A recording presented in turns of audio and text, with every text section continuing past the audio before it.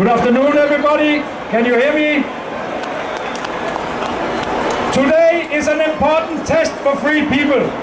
The demonstration here in Stockholm is the final test to see if there's democracy and freedom of speech in this country. Can we come with our point of view without getting harassed and attacked by violent thugs?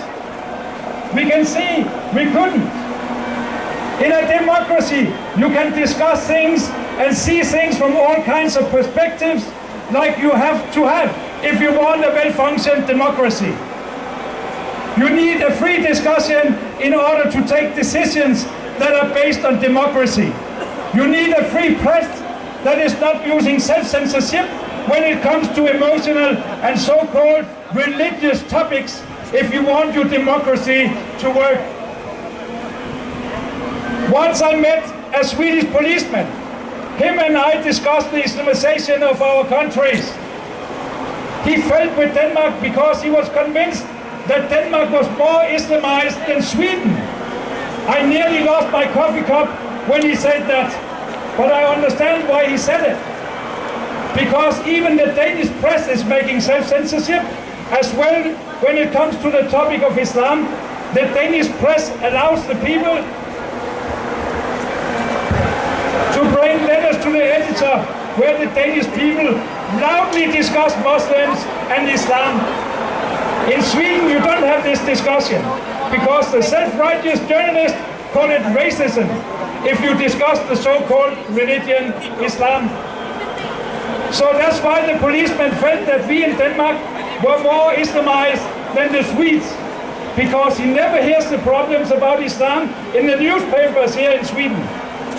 He could see that Denmark has a huge problem with Muslims who don't want to live after the Danish rules of democracy. In this news, he will hear stories about Muslims who demand special times for Muslim women only to use the public swimming pool because Muslim women are not allowed to swim together with the men. And they, of course, get the permission by the Danish politicians. The policemen will also learn from the Danish medias that Muslim men have demanded curtains in the changing rooms in the shower sections because Muslim men are not allowed to show themselves naked in front of other men.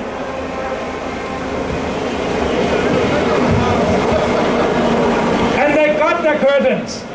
The Muslim children are not allowed to skip the shower after gym because according to Islam they should not take showers with other children. The Swedish policeman will also, to his big surprise, read that Muslims even can't be dead together with the so-called non-believers in the mortuaries in the hospital. Muslim relatives have demanded special rooms for their dead family members, and they have got it for our tax money. Everybody is obliged to take any kinds of job offered when getting social welfare in Denmark. Unemployed Muslim women are allowed to say no to certain jobs where they could get in contact with men or with pork meat. At Christmas time, big supermarkets and malls have removed the Christian Christmas decorations just because it maybe could offend the Muslims. The policeman was convinced that Denmark must be the most Islamized country in the world, and he feels very sorry for Denmark. Now it couldn't get any worse, he thought. Then he read that 99% of all poultry in Denmark is now halal slaughtered, and a fee is paid to Muslim organizations for every each poultry that is slaughtered. In many big towns, institutions don't serve pork meat for the children any longer. So even though the Danish economy is largely based on pork exports, Danish children are no longer allowed to eat all the different and common pork dishes. Some of the schools in Copenhagen have recently introduced mothers-only parents-teacher meetings. The fact is that they are appeasing the Muslim men who do not allow their wives to take part in any meetings where men are present. Therefore, Danish fathers have to stay home when women-only meetings take place. Because of the cartoon crisis, journalists no longer dare to publish the Muhammad cartoon in the newspapers.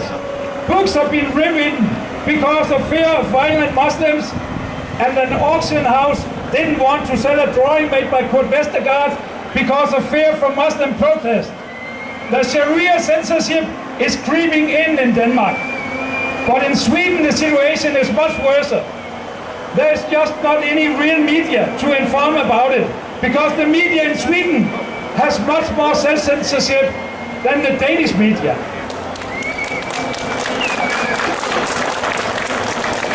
It is not only that the Swedish media is practicing self-censorship and don't want to talk about the problems with Muslim immigrants and Muslim immigration to Sweden.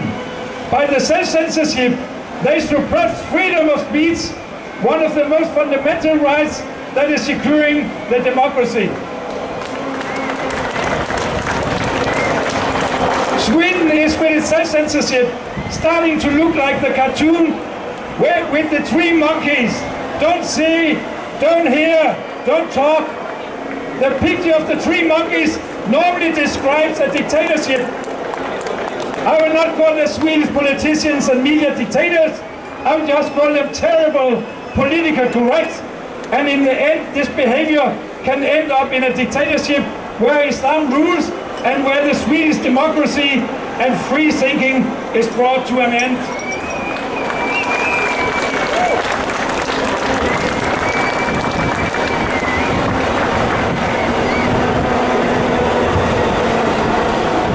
This gathering will show the Swedish people that Islamization and Islam critic is not racist and not violent, and that the Swedish people will allow to discuss Islam openly without censorship.